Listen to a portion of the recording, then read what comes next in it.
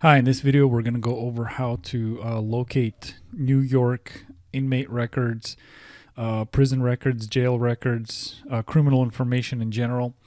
So if you come down to newyorkpublicrecords.org, I'll leave a link in the description. Click on that or just type it into your browser. On the homepage you will notice multiple public record databases available within the state of New York. You can possibly find a database here that's useful to you. We did create a page specifically for the most sought after records. So if you hover over other records, you'll notice anything from background checks to court records. I'm going to go ahead and click inmate search. And so what you'll see here are statewide resources available to you. So anything from prison, the Department of Correction inmate lookup, which would be like prison records and people on parole, things like that. And then if you scroll down at the county level, you're also able to locate information. And so the difference between, say, like a jail record and a prison record would be somebody got arrested and they're out of prison the next day or out of jail the next day. All they got to see is maybe a judge and it's over. There's nothing else to it.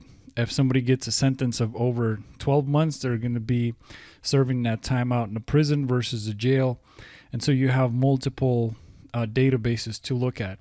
Another thing to consider if you are looking at a specific arrest record, people will eventually have to see a judge after an arrest. So you can also utilize the court records page if you really want to look at a particular case. Now, some cases, if they're sensitive, if there's something that the public just can't be released to the public for the purpose of an investigation or something like that, you won't necessarily find this information in the court records. But majority of the time, if you're just looking at the day-to-day things, you are also able to utilize court records to discover criminal information. So another thing to consider on top here is a search box. Now this is both. This looks at both public and private records. And it doesn't just look at, say, county records or state records in New York. It goes outside the state. So let's say somebody had a criminal past in Georgia and now they moved to New York. You're not necessarily going to discover that information if you're just checking local records. And people move around quite a bit nowadays. So just to make sure you have more bases covered, make sure you have that big picture view of somebody's criminal past, you can also utilize the private search box on top. It's instant.